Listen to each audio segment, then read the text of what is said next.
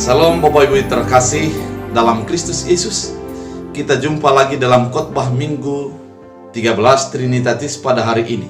Sebelum kita mendengarkan firman Tuhan, kita bersatu dalam doa. Damai sejahtera Allah yang melampaui segala akal dan pikiran, itulah yang memelihara hati dan pikiranmu dalam Kristus Yesus Tuhan. Amin. Saudara terkasih, firman Tuhan untuk kita pada hari ini diambil dari Matius 27 ayat 1 sampai 10 dengan tema manusia bukan untuk diperjualbelikan. Demikian firman Tuhan. Yesus diserahkan kepada Pilatus, kematian Judas.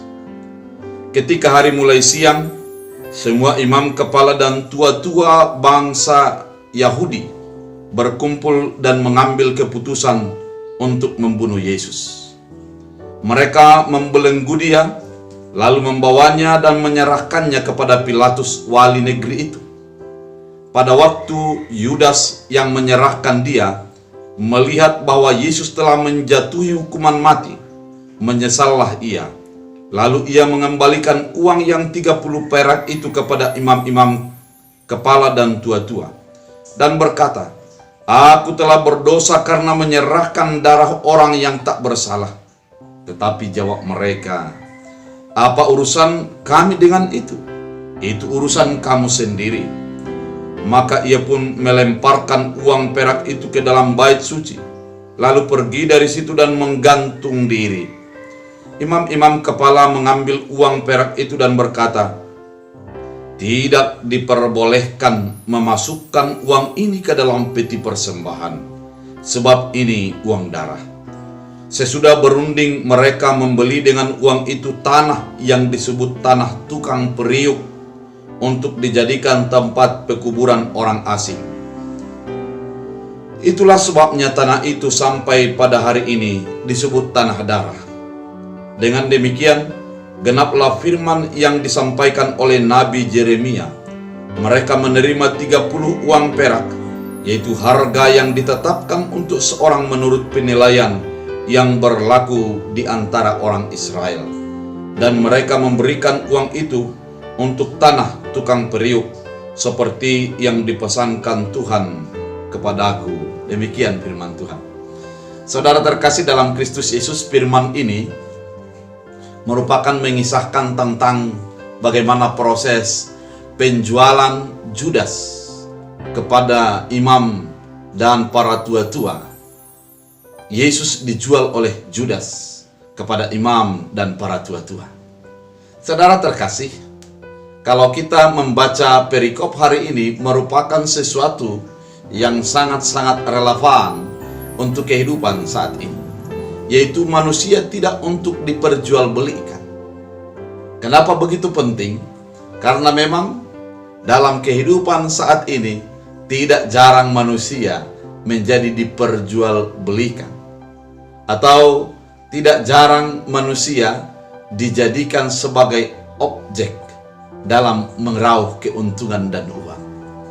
Saudara terkasih, dalam perikop ini dilatar belakangi oleh di mana di awalnya Yesus dimiaki di Betania oleh seorang perempuan. Dia dengan minyak narwastu yang begitu mahal. Pada saat itu sesungguhnya langsung dikatakan oleh para murid-murid dan secara khusus dikatakan oleh Judas yang mengatakan, "Kenapa engkau buang minyak? Seandainya uangnya diberikan kepada orang miskin, maka akan menjadi bermanfaat dan sisanya digunakan untuk kebutuhan." Namun Yesus mengatakan apa yang diperbuat oleh seorang perempuan di Betania itu merupakan yang terbaik. Dalam kelanjutannya, pada malam Paskah, Yesus melakukan perjamuan kepada murid-murid. Dan pada saat itu, Yesus sudah mengatakan bahwa akan ada yang melakukan sebuah pengkhianatan kepadanya dari antara murid-murid.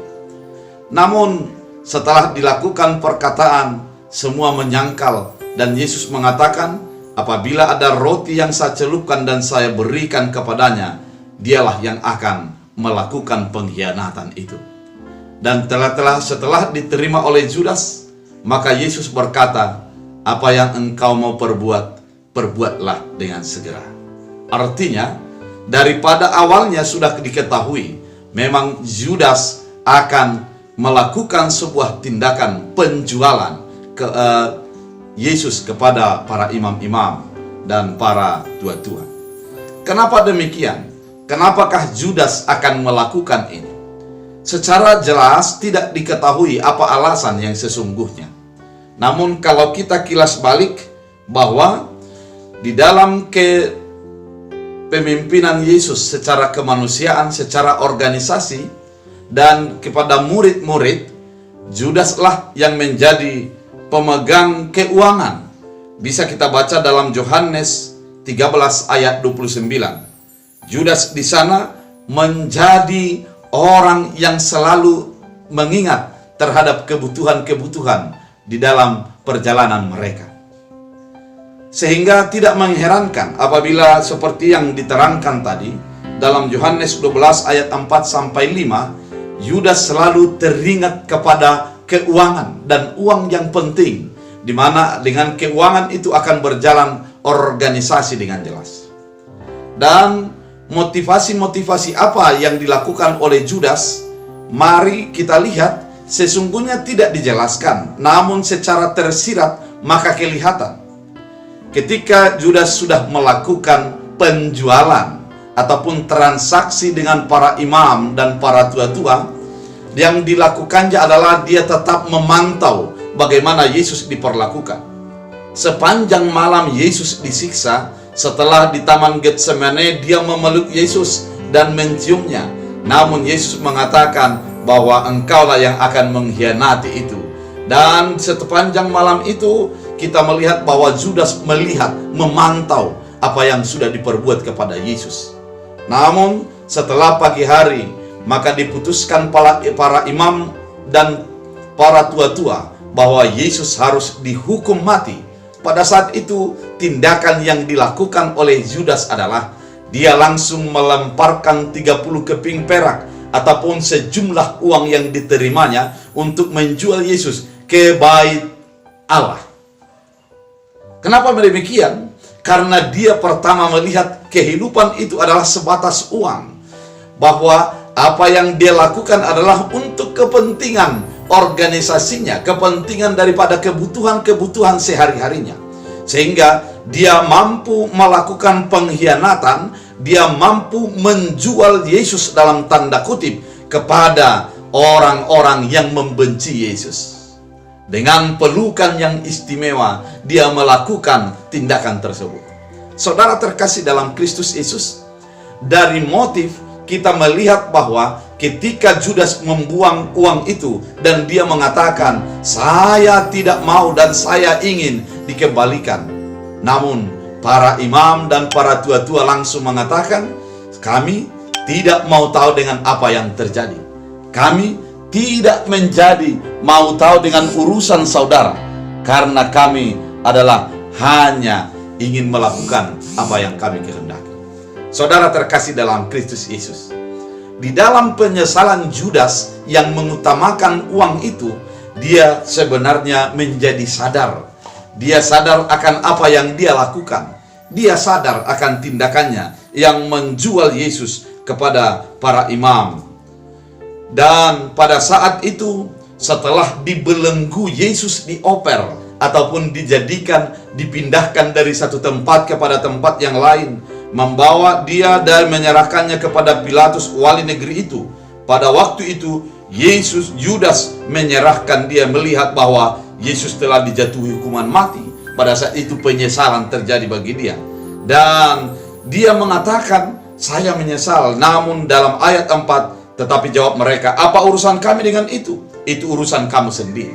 Ternyata penjualan manusia itu bukan lagi menjadi urusan daripada pembeli, namun urusan ataupun tanggungan daripada orang yang menjual.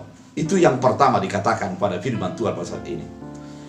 Orang-orang yang melakukan penjualan manusia itu merasa bersalahnya adalah penjual, sedangkan pembeli tidak mau tahu dengan apa-apa yang terjadi. Yang penting mereka sudah beruntung, mereka sudah dapat akan maksud dan tujuan mereka.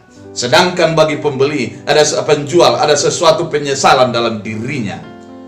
Yang kemudian yang terjadi, ia melemparkan uangnya ke bait suci lalu menggantung diri. Saudara terkasih dalam Kristus Yesus, ternyata yang dilakukan oleh Judas adalah dia terlebih dahulu menyelesaikan hidupnya sendiri. Karena apa? Ada penyesalan dalam dirinya karena dia melakukan pengkhianatan kepada Yesus. Saudara terkasih dalam Kristus Yesus, sebenarnya apa yang sudah terjadi ini merupakan sesuatu yang sudah diamanatkan dalam kitab Perjanjian Lama. Pada firman Tuhan pada saat ini dikatakan bahwa Yeremia sudah mengatakan ini sebelumnya, bahwa akan ada seorang anak manusia yang dijual 30 keping perak dengan harga yang pada saat itu. Namun meskipun demikian, ternyata meskipun sudah dinyatakan pada Perjanjian Lama, ternyata tindakan ini adalah sebuah tindakan ketidakbaikan. Kenapa ketidakbaikan? Karena berakhir dengan penyesalan dan bunuh diri daripada orang yang sudah melakukannya. Artinya, meskipun sudah dinyatakan pada firman Tuhan sebelumnya, pada Perjanjian Lama sebelumnya, namun tindakan ini bukan untuk ditiru. Tindakan penjualan manusia bukan untuk dilaksanakan, untuk diteladani, namun sebuah peringatan bahwa ketika berbuat untuk penjualan manusia, pada saat itu yang terjadi adalah akan penyesalan dan akan menjadi kematian terhadap diri sendiri.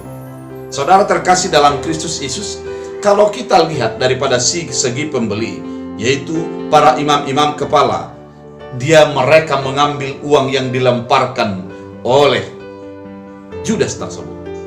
Mereka bukan untuk menyimpannya, mereka bukan memasukkannya kepada peti persembahan, tapi yang mereka lakukan adalah tidak diperbolehkan memasukkan uang ini ke dalam peti persembahan, sebab uang ini adalah uang darah. Mari kita pahami bersama. Sedangkan pembeli juga menyadari bahwa itu adalah uang darah, uang yang tidak begitu penting, yang tidak seharusnya untuk diingat. Maka mereka membelikan hasil daripada uang daripada 30 keping perak tersebut, tanah yang disebut dengan tanah tukang periuk. Tanah tukang periuk di dalam firman Tuhan dikatakan menjadi tanah darah yang dipersiapkan untuk pekuburan bagi orang-orang asing. Di dalam Israel, di Yerusalem itu, di sebelah timur adalah pekuburan orang-orang Israel. Dan kalau dikatakan tanah darah ini berada di antara bukit Yerusalem dengan bukit yang ada dari kedatangan dari Palestina. Bukit ini, lembah ini disebut juga di sana adalah selain lembah darah ataupun tanah darah, disebut juga dengan lembah Jahanam. Lembah yang penuh dengan kekelaman, lembah yang penuh dengan persoalan dan pergumulan.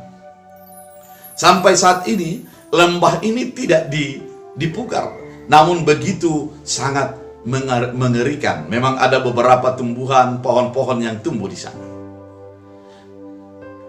Orang-orang Israel, para imam-imam tidak mau mengambil bagian terhadap daripada penjualan Yesus Kristus. Mereka mengatakan kita akan belikan tanah dan kita jadikan menjadi pekuburan bagi orang asing. Mereka di sebelah timur, maka pekuburan orang asing itu adalah di antara arah selatan dan arah barat. Di sanalah posisinya. Maka akan diberikan kepada orang yang tidak ada hubungannya dengan keselamatan orang Israel. Saudara terkasih dalam Kristus Yesus, firman ini mau mengingatkan bahwa hasil penjualan manusia tidak akan menjadi berkat. Hasil penjualan manusia tidak akan menjadi berkat, namun akan sebuah monumen kengerian bagi hidup manusia itu sendiri. Ketika hasil penjualan Yesus dilemparkan oleh Judas dan dibelikan tanah, bukanlah menjadi sebuah sukacita dan berkat, namun membeli lembah yang begitu dalam, yang tidak dapat dipergunakan, namun akan tetap diingat bahwa itu adalah sesuatu yang mengerikan dan tidak menjadi berkat bagi orang-orang yang percaya kepada Tuhan. Saudara terkasih dalam Kristus Yesus, firman ini mau memaparkan kepada kita bahwa penjualan manusia itu adalah berdampak kepada orang yang menjual itu sendiri. Dan penjualan manusia berdampak kepada kehidupan yang menjadikan kekeringan bagi penjual itu sendiri. Kemudian ketika kita menerima upahnya dan dilemparkan kepada orang lain tidak akan menerima itu, karena itu akan menjadi sebuah kengerian, lembah kengerian bagi kehidupan. Lembah kengerian, lembah jahanam kalau dalam bahasa di Israel, di Yerusalem dikatakan. Lembah jahanam ini adalah menjadi lembah kengerian yang membuat sebuah pondasi ataupun mengingat terhadap apa yang menjadi kengerian yang sudah terjadi oleh karena penjualan Yesus. Dia di mana Yesus dijual kepada imam-imam dan para tua-tua. Saudara terkasih dalam Kristus Yesus, apabila terjadi pada saat ini penjualan manusia adalah dengan motif uang, mari kita sadari yang pertama, janganlah menjadi uang lebih berharga daripada manusia. Jadikan manusia menjadi tetap sebagai gambar dan rupa Allah. Jangan hilangkan kemanusiaannya dengan kebutuhan uang di dalam hidup kita. Yang kedua, yang mau diingatkan melalui firman Tuhan, ketika terjadi penjualan manusia, yang terjadi adalah penyesalan. Karena uangnya tidak akan menjadi berkat, uangnya tidak akan berguna, hanya berguna untuk menjadi sebuah lembah kekelaman, sebuah lembah jahanam, sebuah tanah darah yang menjadi mengingat akan dosa. Itu tidak akan berguna. Hentikan sifat untuk memperjualbelikan manusia, namun tetaplah rawat manusia. Yang ketiga, melalui firman ini mau diingatkan kepada kehidupan kita, bahwa setiap orang yang melakukan penjualan manusia akan berusaha mencuci tangannya agar hilang dosa dan nodanya, namun tidak akan terhilangkan, maka bahkan akan semakin menjadi sesuatu yang besar, diingat, fundamental diingat oleh orang-orang. Oleh karena itu, hentikan penjualan manusia. Saudara terkasih dalam Kristus Yesus, ketika kita memanusiakan manusia, di sanalah kuasa Tuhan semakin nyata.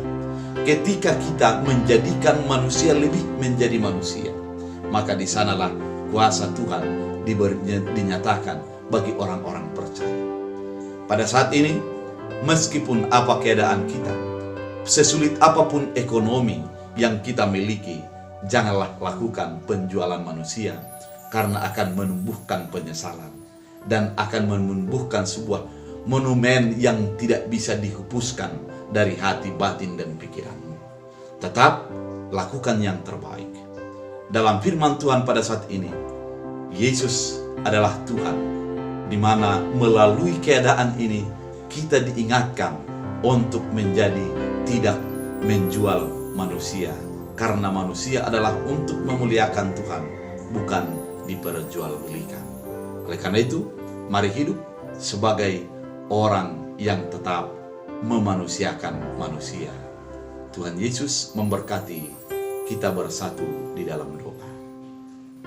Terima kasih Tuhan atas firman-Mu mengingatkan kami, menegur hati pikiran kami, agar segala tindakan kami bukan menjadi kebutuhan yang lebih utama, bukan menjadi uang lebih utama, namun bagaimana menjadikan orang-orang di sekitar kami merasakan kebahagiaan. Melalui tindakan Judas Iskariot, kami diingatkan bahwa ketika kami melakukannya hanya penyesalan dan akan muncul monumen yang tidak bisa dihapuskan di dalam memori ingatan hati dan pikiran kami. Oleh karena itu Tuhan, jadikan kami menjadi memanusiakan manusia, merawat dan menghidupkan sebuah komunitas yang penuh dengan sukacita daripada Tuhan. Terima kasih Bapa, jadikan firman-Mu berakar, berbuah, bertumbuh dalam kehidupan kami. Dalam Kristus Yesus Tuhan kami berdoa mengucap syukur.